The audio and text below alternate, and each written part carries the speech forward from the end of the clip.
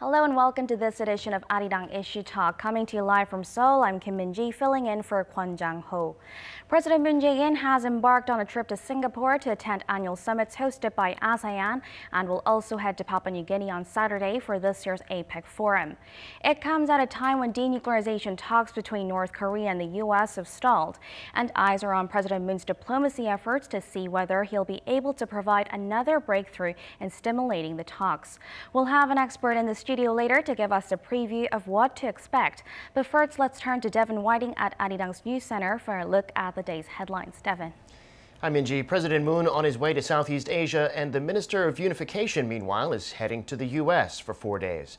The Unification Ministry says Cho Myung-gyun will meet with officials from the Trump administration and Congress to discuss inter-Korean relations. It's highly likely he'll also meet U.S. Secretary of State Mike Pompeo to discuss the latest developments in America's negotiations with North Korea and exchange views on inter-Korean economic cooperation. The minister will also attend a forum co-hosted by South Korean and American think tanks and discuss Korean Peninsula issues with other local experts. South Korea and the United States will begin another round of negotiations in the coming hours on sharing the cost of stationing American troops on the peninsula. The existing agreement is set to expire at the end of this year, so South Korean officials say they'll be looking to strike a deal. The talks will go on for 4 days in Hawaii starting Tuesday local time. And this is the Allies' 9th round of negotiations on this issue. The Trump administration has been asking for South Korea to sharply increase its contribution. The South Korean Air Force has taken delivery of its first in-flight refueling tanker. It's a major upgrade that'll allow its fighter jets to operate for over an hour at a time. An official said it arrived today at Gimhae Air Base near Busan and will go into operation after around a month of rigorous tests. The tanker is made by the defense arm of the European manufacturer Airbus. Korea plans to acquire 3 more next year, with the total cost coming to around $1.3 billion US. A report from the U.S. suggests that North Korea is still working on developing nuclear weapons. If so, that could deal a major blow to the progress made so far with South Korea and the U.S. Lee Ji-won tells us more. A U.S. think tank appears to have identified at least 13 of an estimated 20 undeclared missile operating bases inside North Korea.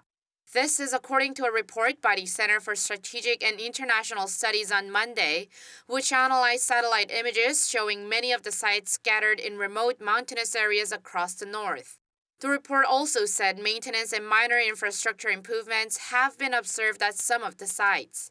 It says the sites could be used to house ballistic missiles of various ranges, including ICBMs, which could target the U.S. mainland and be subject to declaration and verification in the denuclearization process. Of them, Sakkanmol, the site closest to the border with South Korea, appears to be active and being reasonably well maintained. This comes just 5 months after North Korea and the U.S. had their historic first summit in Singapore, agreeing to jointly achieve Pyongyang's denuclearization and security guarantee. U.S. President Donald Trump has been touting his progress so far, saying the North has ceased its provocations and nuclear threats for months now. The U.S. State Department, when asked about the report, said North Korean leader Kim Jong-un made a commitment to denuclearize and end its missile programs during his summit with President Trump. Radio Free Asia reported Tuesday that a State Department official said President Trump made clear that the North has a brighter future should Kim make good on his commitments. But Democrats in Washington think differently. Senator Edward Markey, a Democratic member of the Foreign Relations Committee, said on Monday that President Trump is getting played by Kim Jong-un. He added Washington cannot have another summit with Pyongyang unless the regime takes concrete, tangible actions to halt and roll back its nuclear and missile programs. With the North and the U.S. in a stalemate again, it remains to be seen how the latest report will affect their talks and possibly the planned second North Korea-U.S. summit slated for early next year. Lee Ji-won, Arirang News. In other news, the latest data show that South Korea's import and export prices both went up last month. Higher oil prices in particular have made imports more expensive. Our economics correspondent Kim Ji-yeon reports. Korea's export and import prices both rose in October on rising international oil prices and intermediary goods. Data released by the Bank of Korea on Tuesday showed export prices in October increased by 1.3% from the same period last year. Export prices of coal and petroleum goods climbed while prices of electronics, including semiconductors, dropped. In particular, the price of DRAMs decreased by nearly 5% on month, mainly due to an oversupply. The Korean currency rose by nearly 1% from the previous month to trade at around 1,131 won on average against the greenback last month. Over at the import index, prices rose by 10.7% on year last month. In particular, raw materials rose by more than 27% from the same period last year. Prices of Dubai crude, Korea's benchmark, soared 2.8% from the previous month to an average of around $79 a barrel in October. A BOK official said the central bank is keeping a close eye on international oil prices, adding that despite a decrease this month, the price level is still high, especially compared to that of last year, which hovered around the $60 mark. Rising import prices generally affect domestic producer prices, which in turn impact consumer prices, and this translates into higher inflation in the months to come. Kim Ji-yeon, Arirang News. South Korea has been seeing a semiconductor boom over the past year. One of the industry's leading market research firms says it expects Samsung Electronics to top the list for the whole world in terms of sales for 2018. And another Korean chipmaker, SK Hynix, is also in the top 3. Go Eun-hee has this report. Semiconductor market research firm CSIS announced on Monday the top 15 chip-making companies by sales forecast for 2018. And topping that list was Samsung Electronics, with the expected total sales of around $83.3 billion. This is up 26% from a year earlier. The research firm attributed the rise to Samsung's strong sales in DRAM and NAND flash markets. U.S. electronics firm Intel came second on the list, with total expected sales of around $70.2 billion, up 14% from last year. Intel had topped the sales rankings from 1993 up until 2017, when it was overtaken by Samsung Electronics. Another South Korean chipmaker, SK Hynix, came third on the list with estimated sales of more than $37.7 billion, up a whopping 41% from the previous year, the highest sales growth among the 15 companies. The overall semiconductor industry is expected to expand this year, with the 15 leading companies' total sales expected to jump 18% on year in 2018. Meanwhile, the South Korean government's data shows semiconductor exports remain strong. According to the Ministry of Trade, Industry and Energy earlier this month, exports of semiconductors jumped 22.2% on year in October, setting the second highest monthly exports record of around $11.6 billion. The numbers have stayed above the 10 billion mark for the 6th consecutive month. Ko Eun-hee, Arirang News. I'm Devin Whiting, and those are your news headlines.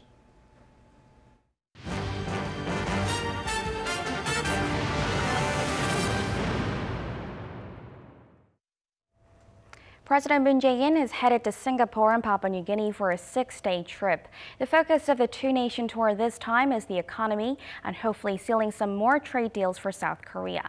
The president also has bilateral meetings on his schedule, which will be used to promote his peace drive with North Korea. Our Shin Se-min is traveling with the president and files this report. President Moon Jae-in is traveling to Singapore, the start of the two-nation trip, during which he will zero in on economic cooperation under the new Southern policy he introduced a year ago. The trip comes just a couple of days after he revamped his economic team, replacing the finance minister and the presidential chief of staff for economic policy. From the 13th to the 16th, the president will be in the city-state of Singapore, attending summit meetings related to ASEAN, like the Korea-ASEAN Summit and the ASEAN +3 Summit, which includes Korea, China, and Japan, and the East Asian Summit. There, the president is expected to propose measures that'll help accelerate his new Southern policy, such as hosting a special Korea-ASEAN summit in 2019 and setting up a Korea-Mekong summit to bring Korea together with countries like Cambodia and Laos. On the last 2 days of his tour, from the 17th till the 18th, President Moon will be in Papua New Guinea for the Asia-Pacific Summit, which brings together 21 countries from the Pacific Rim. The president plans to outline his vision for an innovative and inclusive nation and to pitch the idea of creating a joint APEC Digital Innovation Fund, which will be used to improve the region's digital capabilities. The president will also be squeezing bilateral summits in between meetings, trying to bring the international community on board his drive for peace on the divided Korean peninsula. With this trip, the Moon administration hopes to establish complete denuclearization and lasting peace on the Korean peninsula by improving the international community's understanding of our North Korea policy and firm up our base of support. On his schedule are bilateral meetings with leaders including Russian President Vladimir Putin and Australian Prime Minister Scott Morrison. The presidential office says it is working on scheduling one-on-one meetings with U.S. Vice President Mike Pence and Chinese President Xi Jinping, during which President Moon would likely to try to put some speed on what appears to be slowing progress on North Korea-related diplomacy. Shin Se-min, Arirang News. And joining us today, we have Dr. James Kim, a research fellow from the ASEAN Institute for Policy Studies. Thank you for joining us today. Thanks for having me. So like we heard in the previous report, it's widely expected that President Moon Jae-in will be using his trip to Singapore and Papua New Guinea to upgrade relations with Southeast Asian nations, as well as drumming up international support for his peace initiative with North Korea. Now, of particular interest is a string of bilateral meetings that he's scheduled to have, given that it comes at a time when dialogue between North Korea and the U.S. have seemingly stalled. In this sense, would you say the trip has extra significance? Most definitely. I think he has some agenda that's relevant to these meetings that he wants to promote. But at the same time, given where the situation is on the peninsula between North Korea and the United States, I think he also wants to get some more out of this meeting, especially given that he's got some really high-level meetings planned with Vice President Mike Pence and President Xi Jinping, as well as President Vladimir Putin. All three players, obviously major players in the region. China and Russia hasn't been in the news as much lately, but they're clearly important given their role both on the Security Council and their interests in the region. So it's important, I think, to bring them into the dialogue and get a buy-in from both Beijing and Moscow on these issues. So yes, it's very important for President Moon. So you mentioned his talks with U.S. Vice President Mike Pence. Now, Pence is pursuing a hardline stance on North Korea. Recently, in an op-ed, he said that Washington will continue to exert pressure on North Korea until complete denuclearization. Now, do you think President Moon will be able to get the talks between North Korea and the U.S. back on track through these bilateral talks? Well, we've seen this kind of situation before when the talks were called off initially in August with Secretary Pompeo's scheduled visit being canceled by President Trump over by tweet, and then there was a lull and it wasn't clear at that time exactly what was going to happen between Washington and Pyongyang. President Moon stepped in again, series of meetings with Kim Jong-un, culminating in a summit in Pyongyang that brought the talks back online again. So expect to see similar kind of move by President Moon. If this meeting is not going to be enough for President Moon and Vice President Pence, then expect another visit to Washington or some other way of engaging with President Trump about these issues. And secondly, it's important to understand that Vice President Pence is part of the Trump administration. So he really reflects that maximum pressure aspect of this, that there's pressure that is still there as the U.S. is claiming, and while they're engaging constructively with the North Koreans to see if there are ways to move forward on the denuclearization front. So this is not necessarily a contradictory move on the part of the United States. The policy itself looks contradictory, but essentially the pressure is still in place while the Trump administration is trying to find a diplomatic solution to this problem. Yep, so it's a meeting to keep our eyes on. you also said talks between Russian President Vladimir Putin and Chinese President Xi Jinping. So these bilateral summits are also in the works. Now, given that the U.S. is firm on its stance in maintaining sanctions on North Korea, while South Korea at the same time is seeking inter-Korean projects, what sort of things do you think will be on the table if President Moon does sit down for talks with these regional players? Well, clearly, last month when President Moon visited Europe, his talking point on that issue was to try to get the critical players on the Security Council, namely UK and France, to come around to the idea of easing sanctions, in this particular case, UN international sanctions. The other three players, the permanent 5 members on the Security Council who have a veto power that will have a say on this, is the United States, China, and Russia. And so, again, we need to have buy-in from Beijing and Moscow on these issues if the goal here is to ease the UN sanctions so that economic cooperation can occur more freely between both North and South, and also to allow other interested private sector players to invest on various projects in North Korea. There were some talks earlier last month about a potential visit or actual visit by a U.S. agricultural company, Cargill. So expect to see that he's trying to get these different players, including the United States, to agree to some kind of sanctions relief, partial sanctions relief, to get a progress, material progress that you can measure on the economic front with North Korea. Now, going back to the president's trip, he's back on with his multilateral diplomacy efforts, and it's been a year since he first laid out his new Southern policy. Now, just for viewers who may not be familiar, it seeks to better connect South Korea to ASEAN nations and expand Seoul's economic influence. How do you assess the achievements so far, if there has been any, and what do you think President Moon is trying to pursue out of his trip this time around? Well, there's an idea that the president has sort of laid out called a new Southern policy, and it's part of a broader initiative on Northeast Asia. There's a northern component, but the southern component mainly focuses on both Southeast Asia as well as South Asia. So it's not clear at the moment exactly what this new Southern policy is, but clearly there's a recognition by President Moon that Southeast Asia is important. $120 billion plus of trade between the two countries, 5 million or over of South Koreans visiting that region, and over 2 million visiting South Korea on a year-to-year basis. That's about 7 million visitors going both ways.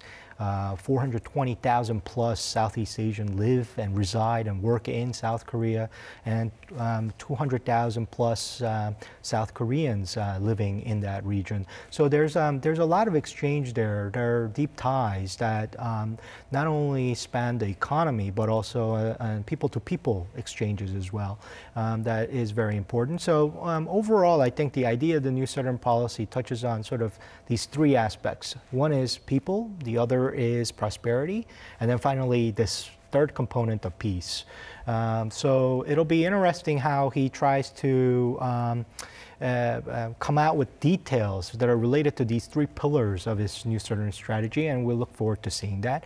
On the APEC side, again, on the economic front, the president has a lot of work that he needs to accomplish there, and part of that has to do with the fact that Chorus FTA ratification process has somewhat been, delayed because of, lack of details on the U.S. side about exemptions on the auto tariff. And it's not clear yet at the moment how this is going to all work out. And the president does need to hedge there and find other trade partners in order to manage that risk with the United States.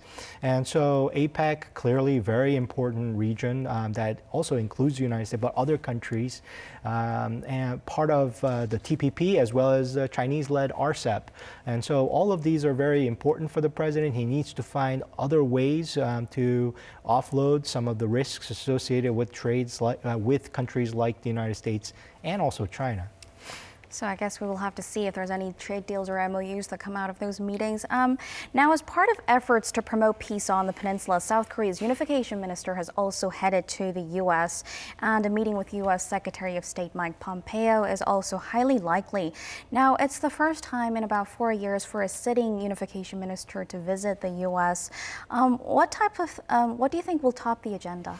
Well, clearly, economic cooperation between not only North Korea and South Korea, but between other interested parties in North Korea is going to be important here. And what kind of sanctions relief, if any, is possible, and what kinds of interests would be interested in taking up this approach. So it's going to be important for him to not only talk to the officials in the United States, but also try to get a feel for whether or not the private sectors want to buy in on this as well in the U.S. And this was a trip that was planned way in advance. It was announced about a month ago, but as I understand it, the Ministry of Unification's broader initiative to connect Korea globally, and this is the U.S. component of that. And yes, in the past, Unification Minister hasn't really made this trip for that Korea Global Forum,